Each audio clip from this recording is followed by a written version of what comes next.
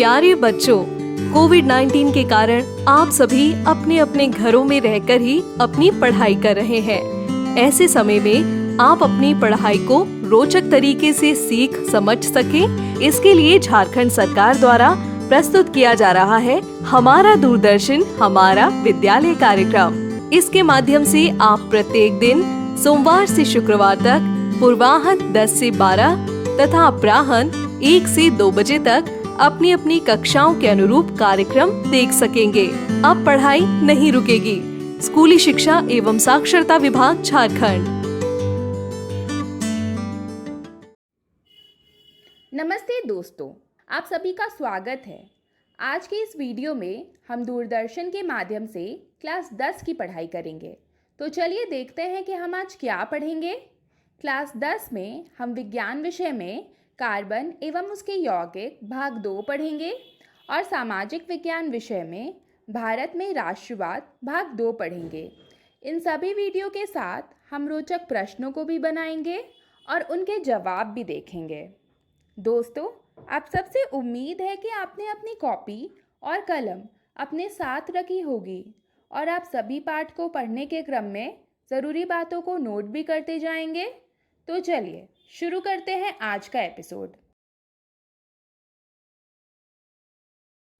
नमस्कार दोस्तों, आज जो हम अध्याय करने जा रहे हैं उसका नाम है कार्बन एवं उसके यौगिक। आज हम इसका दूसरा भाग करेंगे। तो चलिए जानते हैं कि इस दूसरे भाग में हम क्या जानने वाले हैं। सबसे पहले हम बात करेंगे सहसंयोजी आबंध के बारे में। उसके बाद हम जानेंगे कार्बन की सर्वोत्तमुखी प्रकृति को और उसके बाद हम बात करेंगे श्रृंखलाएं, शाखाएं एवं वलय क्या होते हैं। परंतु एक बात, सहसंयोजी आबंध के बारे में तो हम पहली वीडियो में ही जान चुके हैं कि जब हम इलेक्ट्रॉन को आपस में बांटते हैं तो जो आबंध बनता है वो सहसंयोजी आबंध बनता है। तो आप जरूर सोच रहे होंगे कि अगर हम पहले ही सहसंयोजी आबंध पढ़ चुके हैं तो इसके बाद हम इसके बारे में फिर से क्यों पढ़ रहे हैं। चलिए इसके लिए एक सवाल पूछने दीजिए मुझे। सवाल है कि क्या आप सहसंयोजी आबंध के प्रकार जानते हैं? अब आप नहीं जानते कि सहसंयोजी आबंध के प्रकार क्या होते हैं, तो ये जानना तो जरूरी है।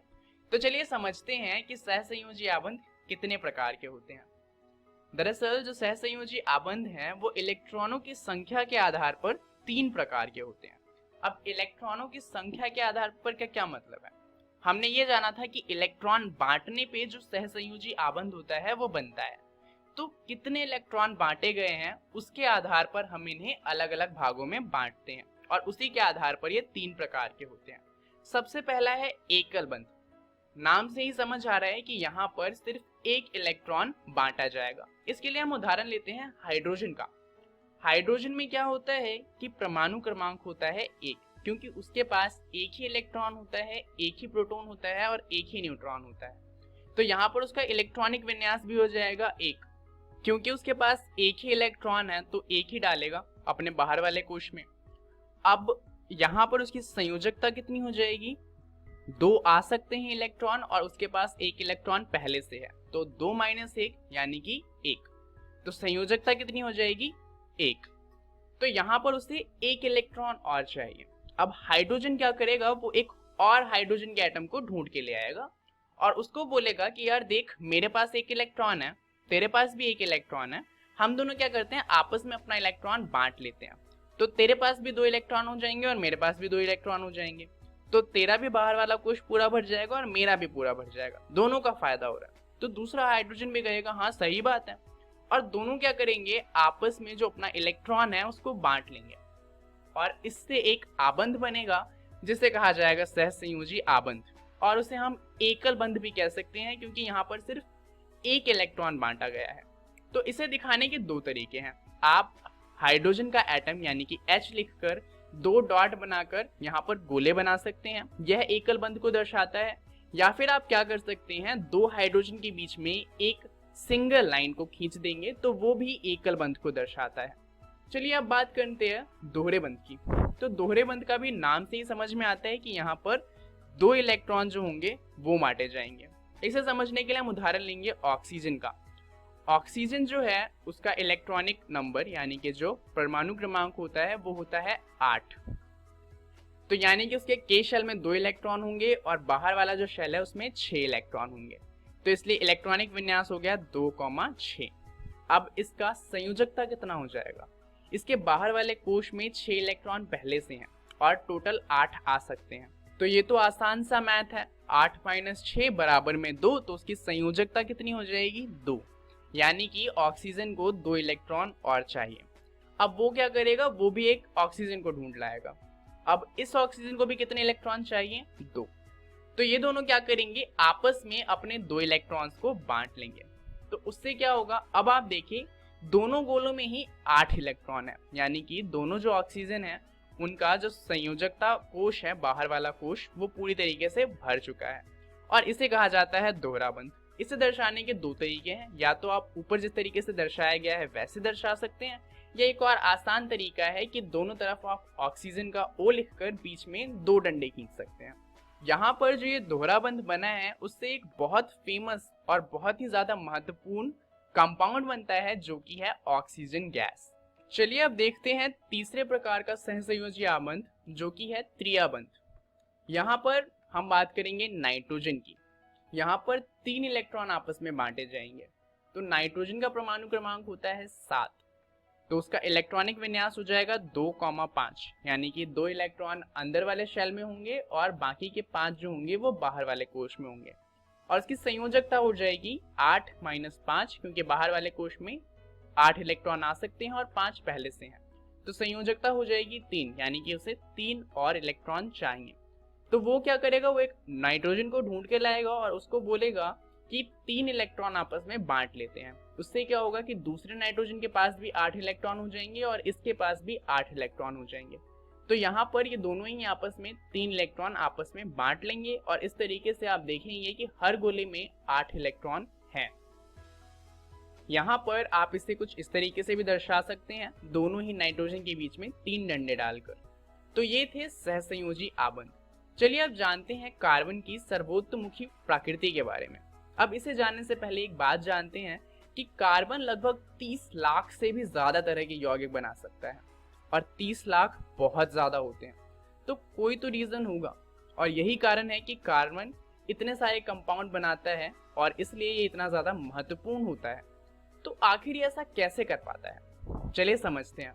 अब इसका कारण है कैटिनेशन, या फिर हम कह सकते हैं श्रृंखलन। तो अब ये श्रृंखलन क्या होता है? कार्बन में कार्बन के ही अन्य परमाणुओं के साथ आबंध बनाने की एक अद्वितीय क्षमता होती है और इसे ही कहा जाता है श्रृंखलन। जैसे कि यहाँ पर आप देख सकते हैं, कार्बन ने दूसरे कार्बन के साथ ही अपना एक इलेक्ट्रॉन बांटा हुआ है। अब जरूरी थोड़ी है कि वो एक ही इलेक्ट्रॉन को बांटे, हो सकता है कि वो 2 इलेक्ट्रॉन बांटे और दोहरा बंध बनाए, या ये भी हो सकता है कि वो 3 इलेक्ट्रॉन बांट के त्रियाबंध बनाए। और जरूरी थोड़ी है कि एक ही कार्बन के साथ बांटे, हो सकता है कि एक साथ वो 4-5 कार्बन के साथ अपने इलेक्ट्रॉन को बांट रहा हो। तो इससे क्या होता है कि कार्बन की एक श्रृंखला बन जाती है। जैसे कि आप यहाँ पर देख सकते हैं, आपस में बहुत सारे कार्बन ही मिलकर आपस में बांध बना रहे हैं और इससे क्या होता है कि बहुत सारे तरह के कंपाउंड बन सकते हैं। अब यहाँ पर देखिए कि जितने भी बॉन्ड है, यानी कि जितने भी बांध बने हुए हैं, वो सारे के सारे एक इलेक्ट्रॉन को बांटने से बने हैं, यानी कि सारे के सारे एकल बांध हैं। तो ऐसे जो कार्बन कार्बन के बांध होते हैं जहां पर सारे के सारे बांध एकल होते हैं, इन्हें कहा जाता है संतृप्त यौगिक। और ऐसे कंपाउंड जहां पर एक या एक से ज्यादा बांध दोहरे या फिर त्रियाबांध होते हैं, तो ऐसे कंपाउंड को कहा जाता है असंतृप्त यौगिक। अब यहाँ पर संतृप्त यौगिक और असंतृप्त यौगिक का क्या काम है उसे हम बाद में जानेंगे। अभी जानते हैं हाइड्रोकार्बन यौगिक के बारे में। तो अब ये क्या होता है? कार्बन एवं हाइड्रोजन के यौगिक को हाइड्रोकार्बन कहते हैं, यानी कि ऐसा कंपाउंड जिसके अंदर सिर्फ कार्बन हो और हाइड्रोजन हो उसे कहा जाएगा हाइड्रोकार्बन। जो हाइड्रोकार्बन एकल बांध से बनते हैं उन्हें कहा जाता है एल्केन। जैसे कि पहला कंपाउंड यहाँ पर एक कार्बन है और 4 हाइड्रोजन है, इसे कहा जाएगा मीथेन। दूसरे वाले में 2 कार्बन है और 6 हाइड्रोजन है, इसे हम इथेन कहते हैं। तीसरा वाला प्रोपेन है। अब जो हाइड्रोकार्बन दोहरे बांध बनाते हैं उन्हें कहा जाता है एल्कीन। अब यहाँ पर आप देख सकते हैं कि ऐसा नहीं है कि सारे के सारे बांध ही दोहरे हैं, यहाँ पर बस एक दोहरा बांध है। तो अगर ऐसा कोई हाइड्रोकार्बन है जिसमें एक भी दोहरा बांध होता है तो उसे हम कहते हैं एल्कीन। यहाँ पर जो कंपाउंड बना है उसे कहा जाएगा प्रोपीन। अब जो हाइड्रोकार्बन त्रिया बांध से बनते हैं, यानी कि उनके बीच में अगर एक भी त्रिया बांध होता है तो उसे कहा जाता है अल्काइन। जैसे कि यहाँ पर ये जो यौगिक है ये है प्रोपाइन। चलिए अब समझते हैं श्रृंखलाएं, शाखाएं एवं वलय को। तो यहाँ पर इनका क्या मतलब है, इसको जानने से पहले चलिए एक सवाल देखते हैं कि क्या हाइड्रोकार्बन की एक से ज्यादा संरचना हो सकती है। अब संरचना का मतलब है कि क्या एक ही हाइड्रोकार्बन को एक से ज्यादा तरीके से दिखाया जा सकता है। अब आप सोच रहे होंगे ऐसा कैसे पॉसिबल है। दरअसल ये पॉसिबल है, ऐसा हो सकता है। उदाहरण के लिए ये देखिए, यहाँ पर आप कार्बन और हाइड्रोजन की संख्या को गिनिए।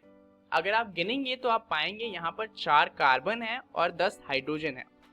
अब जरा इसे देखिए, यहाँ पर भी गिनिए कि कार्बन कितने हैं और हाइड्रोजन कितने हैं। थोड़ी अजीब बात है, परंतु यहाँ पर भी कार्बन 4 हैं और हाइड्रोजन 10 हैं। तो यहाँ पर ये जो दोनों कंपाउंड है वो बराबर हैं, उनमें अणुओं की संख्या भी बराबर है, परंतु इन्हें अलग अलग तरीके से दर्शाया गया है। तो इसे कहा जाता है समावयवता, जिसे हम इंग्लिश में कहते हैं आइसोमेरिज्म। चलिए देखते हैं कि इसकी डेफिनेशन क्या है। ऐसे यौगिक जिनके संगठन तथा अणु अवयव एक होते हुए भी उनके गुणों में विभिन्नता है, ऐसे यौगिकों को समावयवी कहते हैं, यानी कि आइसोमर कहा जाता है। और इस तथ्य का नाम समावयवता यानी कि आइसोमेरिज्म कहलाता है। तो यहाँ पर होता क्या है कि कार्बन की संख्या भी बराबर होती है, हाइड्रोजन की संख्या भी बराबर होती है, परंतु वो दर्शाए अलग तरीके से जाते हैं और उनके गुण अलग हो जाते हैं, क्योंकि वो दर्शाए अलग तरीके से जा रहे हैं। उदाहरण के लिए यहाँ पर आप देखेंगे कि श्रृंखलाएं हैं, यहाँ पर जितने भी कंपाउंड हैं सब में 4 कार्बन हैं, परंतु उन्हें अलग अलग तरीके से दर्शाया जा रहा है। इसे कहा जाएगा श्रृंखलाएं, बिकॉज यहाँ पर कार्बन की श्रृंखला बन रही है। उसी तरीके से शाखाएं बनती हैं, जैसे कि आप यहाँ पर देख सकते हैं नीचे कार्बन की श्रृंखला है जहां पर एक कार्बन एक पेड़ की टहनी की तरह उससे बाहर निकल रहा है, तो इसे कहा जाएगा शाखाएं। ऐसे ही जब कार्बन से मिलकर एक पूरा चक्र जैसा बनता है, जैसा कि आप यहाँ पर देख सकते हैं, तो इन्हें कहा जाता है वलय। जैसे कि यहाँ पर बेंजीन है जो एक वलय बना रही है। तो ये है समावयवता यानी कि आइसोमेरिज्म। चलिए समझते हैं इस वीडियो में हमने क्या क्या देख लिया। हमने यहाँ पर सीखा कि सहसंयोजी आबंध क्या होता है, साथ में हमने जाना कि कार्बन की सर्वोत्तमुखी प्रकृति क्या है, जहां हमने जाना कि कार्बन अपने साथ ही आबंध बना सकता है, और लास्ट में हमने जाना श्रृंखलाएं, शाखाएं एवं वलय क्या होते हैं। अब इन सभी के बारे में आपको घर से अपनी एनसीईआरटी की किताब से पढ़कर आना है।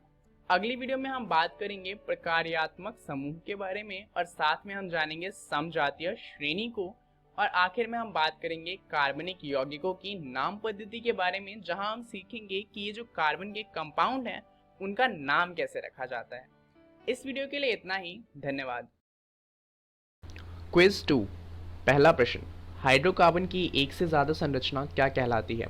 ऑप्शन ए अवरूप, ऑप्शन बी समजातीय श्रेणी, ऑप्शन सी समावयवी, ऑप्शन डी प्रकार्यकता समूह। दूसरा प्रश्न, निम्न में से किस में त्रिआबंध होता है? Option A hydrogen, option B oxygen, option C nitrogen and option D ammonia. तीसरा प्रश्न, निम्न में से किस में दोहरा बंध होता है? Option A hydrogen, option B oxygen, option C nitrogen and option D methane. चौथा प्रश्न, नाइट्रोजन का परमाणु क्रमांक क्या है?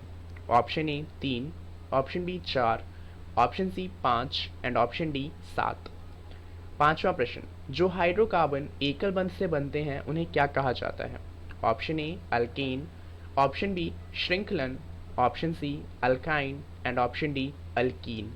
सही उत्तर first C, second C, third B, fourth D, fifth A. नमस्कार दोस्तों, ये है इतिहास के पाठ भारत में राष्ट्रवाद का दूसरा भाग। इस वीडियो में हम आंदोलन के भीतर अलग अलग धाराएं और असहयोग खिलाफत आंदोलन के बारे में पढ़ेंगे। इसके साथ साथ हम शहरों में आंदोलन, ग्रामीण इलाकों में विद्रोह और बागानों में स्वराज के बारे में जानेंगे। दोस्तों, असहयोग खिलाफत आंदोलन जनवरी 1921 में शुरू हुआ। इस आंदोलन में विभिन्न सामाजिक समूहों ने हिस्सा लिया, लेकिन हरेक की अपनी अपनी आकांक्षाएं थी। सभी ने स्वराज के आह्वान को स्वीकार तो किया, लेकिन उनके लिए उसके अर्थ अलग अलग थे। सबसे पहले हम शहरों में आंदोलन की बात करेंगे। आंदोलन की शुरुआत शहरी मध्य वर्ग की हिस्सेदारी से हुई थी। हजारों विद्यार्थियों ने स्कूल कॉलेज छोड़ दिए। हेडमास्टरों और शिक्षकों ने इस्तीफा सौंप दिए। वकीलों ने मुकदमे लड़ना बंद कर दिया। लगभग सभी प्रांतों में परिषद चुनावों का बहिष्कार किया, सिवाय मद्रास के। मद्रास में गैर ब्राह्मणों द्वारा बनाई गई जस्टिस पार्टी का मानना था कि काउंसिल में प्रवेश के जरिए उन्हें वे अधिकार मिल सकते हैं जो सामान्य रूप से केवल ब्राह्मणों को मिल पाते हैं। इसलिए इस पार्टी ने चुनावों का बहिष्कार नहीं किया। विदेशी सामानों का बहिष्कार किया गया। शराब की दुकानों की पिकेटिंग की गई। दोस्तों, पिकेटिंग प्रदर्शन या विरोध का एक ऐसा रूप है जिसमें लोग किसी दुकान, फैक्ट्री या दफ्तर के भीतर जाने का रास्ता रोक देते हैं। इसके साथ साथ विदेशी कपड़ों की होली जलाई जाने लगी।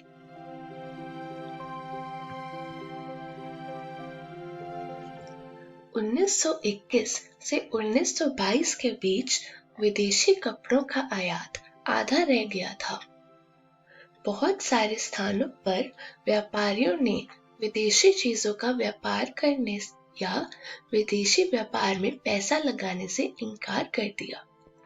जब बहिष्कार आंदोलन फैला और लोग आयातित कपड़े छोड़कर केवल भारतीय कपड़े पहनने लगे, जिससे भारतीय कपड़ा मिलों और हथकरघों का उत्पादन भी बढ़ने लगा।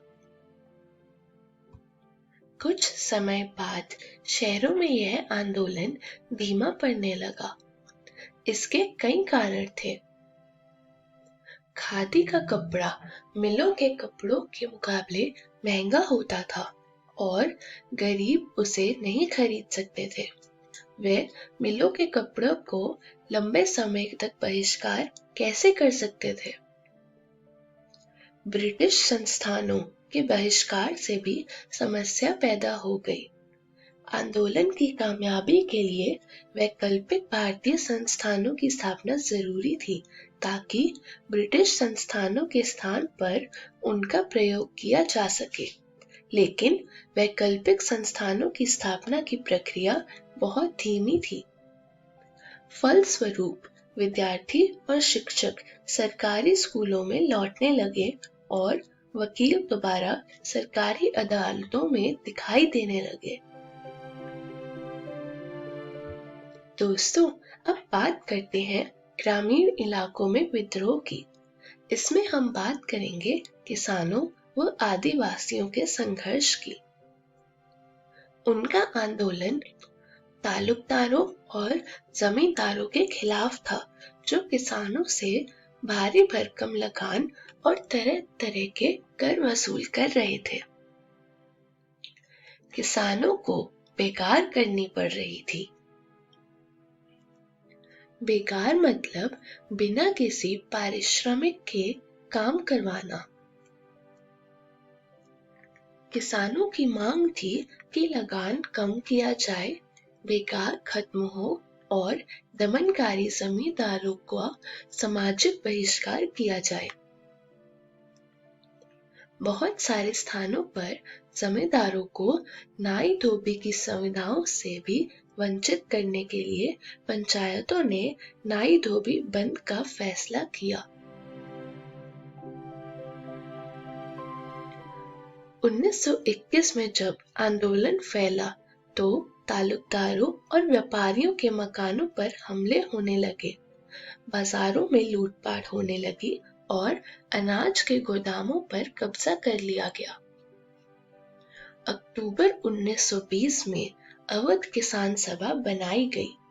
जवाहरलाल नेहरू और बाबा रामचंद्र ने तथा कुछ और अन्य लोगों ने मिलकर इस सभा का गठन किया।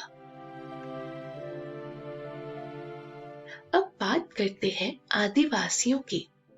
आदिवासी किसानों ने महात्मा गांधी के संदेश और स्वराज के विचार का कुछ और ही मतलब निकाला। उदाहरण के लिए आंध्र प्रदेश के कुदेम पहाड़ियों में 1920 के दशक की शुरुआत में एक उग्र गुरिल्ला आंदोलन फैल गया। कांग्रेस इस तरह के संघर्ष को कभी स्वीकार नहीं कर सकती थी। अन्य वन क्षेत्रों की तरह यहाँ भी अंग्रेजी सरकार ने बड़े बड़े जंगलों में लोगों के दाखिल होने पर पाबंदी लगा दी थी। लोग इन जंगलों में ना तो मवेशियों को चरा सकते थे, ना ही जलावन के लिए लकड़ी व फल बीन सकते थे। इससे पहाड़ों के लोग परेशान और गुस्सा थे। न केवल उनकी रोजी रोटी पर असर पड़ रहा था, बल्कि उन्हें लगता था कि उनके परंपरागत अधिकार भी छीने जा रहे हैं। जब सरकार ने उन्हें सड़कों के निर्माण के लिए बेकार करने पर मजबूर किया, तो लोगों ने बगावत कर दी। उनका नेतृत्व करने वाले अलूरी सीताराम राजू एक दिलचस्प व्यक्ति थे। उनका दावा था कि उनके पास बहुत सारी विशेष शक्तियां हैं, जैसे वे सटीक खगोलीय अनुमान लगा सकते हैं, लोगों को स्वस्थ कर सकते हैं तथा गोलियां भी उन्हें नहीं मार सकती। राजू का कहना था कि वह महात्मा गांधी के असहयोग आंदोलन से प्रेरित हैं।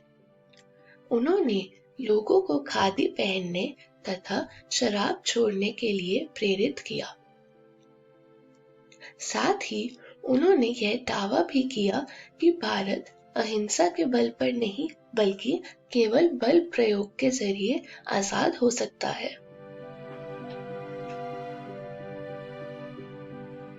गुडेम विद्रोहियों ने पुलिस थानों पर हमले किए, ब्रिटिश अधिकारियों को मारने की कोशिश की और स्वराज प्राप्ति के लिए गुरिल्ला युद्ध नलाते रहे।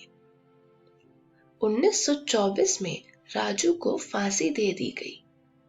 राजू अपने लोगों के बीच लोक नायक बन चुके थे। अब बात करते हैं असम के बगानी मजदूरों की। इनके लिए आजादी का मतलब था कि वह उन चार दीवारियों से जब चाहे आ जा सकते हैं जिनमें उनको बंद करके रखा गया था। 1859 के इंग्लैंड इमिग्रेशन के एक्ट के तहत बागानों में काम करने वाले मजदूरों को बिना इजाजत बागान से बाहर जाने की अनुमति नहीं होती थी और यह इजाजत उन्हें विरले ही कभी मिलती थी। जब उन्होंने असहयोग आंदोलन के बारे में सुना तो हजारों मजदूरों ने बागान छोड़ दिए और अपने घर की ओर चल दिए। उनको लगता था कि अब गांधी राज आ रहा है, इसलिए अब तो हर एक को गांव में जमीन मिल जाएगी, लेकिन वे अपनी मंजिल पर नहीं पहुंच पाए।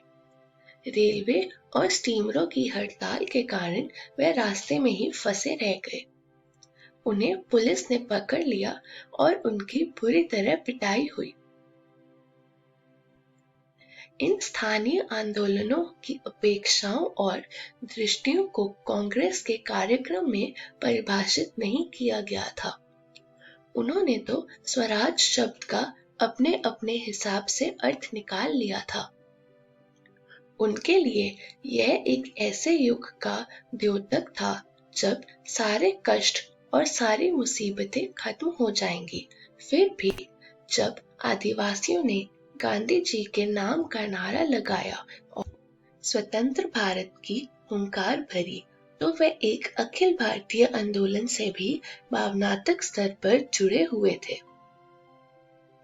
दोस्तों, इसी के साथ इस पाठ का दूसरा भाग समाप्त होता है। इस वीडियो में हमने आंदोलन के भीतर अलग अलग धाराएं के बारे में सीखा, जिसमें हमने शहरों में, ग्रामीण इलाकों में और बागानों में स्वराज के बारे में जाना। अगली वीडियो में हम सविनय अवज्ञा आंदोलन के बारे में पढ़ेंगे। तब तक के लिए धन्यवाद।